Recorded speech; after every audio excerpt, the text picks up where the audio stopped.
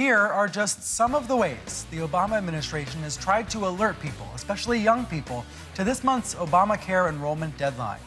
A town hall on Univision and Telemundo.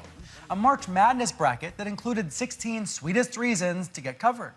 A presidential meet and greet with YouTube stars. A BuzzFeed list, 7 reasons why VP Biden thinks you should get covered, with, of course, animated GIFs of Mr. Biden. And, of course, the president's much talked about Between Two Ferns interview with the website Funny or Die. It's hard to say which of these was effective and which of these missed the mark. But we now know this. The White House is celebrating the fact that it did sign up 6 million people for private health care through its exchanges, defying so much of the skepticism that has defined the last few months. Just as recently as March 11th, here's what the Associated Press was writing. The White House needs something close to a miracle to meet its goal of enrolling 6 million people by the end of this month. Now, I don't know if we'd call it a miracle or not, but that goal was reached this week. But how much coverage have you seen of this accomplishment? Is this one of those classic cases of bad news trumping good news? Joining me to talk about that are 2 of the city's best healthcare politics and policy reporters. Sarah Cliff, formerly of the Washington Post's Wonk blog. She's now working with Ezra Klein at Vox, which will launch soon. And Elise Viebeck, a staff writer at The Hill. Thank you both for being here. Thank you. Thanks. So you hear me reading all of these non-traditional ways the White House has tried to get its message out. Have they overall been effective at doing so?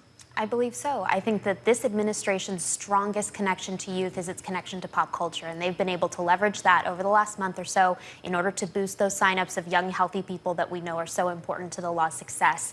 And obviously there was criticism, particularly from the right, about President Obama's appearance on Between Two Ferns, for example. People said it demeaned the presidency. But in my opinion, I think that those kinds of media appearances are really going to define presidents going forward. This is how they need to market to the public. The internet didn't exist in the way it does. It wasn't relevant in the way it does for past presidencies. And so I think they made the right move there. It seems to me that narrative that we heard in the fall about the website not working has stuck. I don't see nearly as much coverage now of the website working. Is this just one of those classic examples of good news not getting as much attention? It was a lot more exciting and unexpected that the website really could not sign up people in October. And now that it's working, I hear all the time, just talking to friends and people who aren't following Obamacare on a daily basis, there's this perception that the website probably doesn't work. And yet it does seem like things like Between Two Ferns have chipped away at those perceptions. That's right, because in that example particularly, and with some BuzzFeed articles that the administration was able to put out, they're reaching out directly to people online who are immediately going to go to that website and check it out for themselves. Right. And I think that direct connection, now that the website is working, of course, is working well for the administration. It's the power of online media. It's the power of the link. That's right. To go One of directly to the signups. interesting things about Between Two Ferns, the day that they aired it, it was the website that was referring to healthcare.gov the most. Visitors who were going there, that was the way that they were getting to healthcare.gov that day. So it did actually show as driving some traffic. Whether people signed up, though, that's still an open question. And whether they paid. That's the main critique I've heard in conservative media the last few days is, okay, 6 million people have signed up, but have they paid? How legitimate is that question, and how loud will we continue to hear that? I think it's a reasonable question to ask, especially since this has been something that's been asked by reporters of the White House on numerous press calls, where every month we have a press call with the White House about enrollment numbers, and people will ask this question, and they say we don't have reliable information on that at this point. And I think it's become a bit of a source of tension between reporters and the White House, this question of how many people have paid.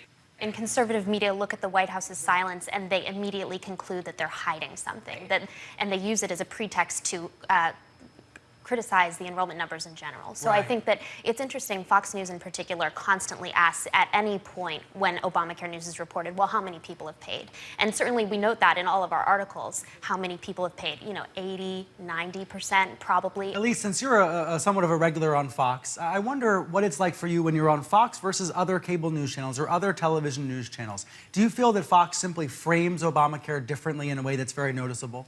I would say that Fox is very interested in the negative news about Obamacare, but as a reporter going on on the various shows that I go on that network, they have never pressured me to not tell good news about Obamacare. Now, again, there is a bias. So it may be set up in a negative way, but you still have your chance to get your say. 100%. But one thing that I think the national media has missed very much in all of our reporting is the fact that actual people are benefiting from this law. And it's very difficult to write about that as someone who focuses on politics. There's never going to be as clear a moment in the Obamacare debate as there was on election night in 2012, but I do wonder if that's a risk for Fox and for its audience. I think it could be. I think Fox's audience is very self-selecting, and that network is extremely good at serving the interests of that audience. Now, whether they're telling the whole story about Obamacare or not is hard to say, frankly. I mean, again, as a reporter going on that network, I'm allowed to say whatever I want, and I try to give the balanced view. But again, they're serving an audience that's very interested in the negative news. Sarah Cliff, Elise Viebeck, thank you both for joining me. Thank you. Thanks.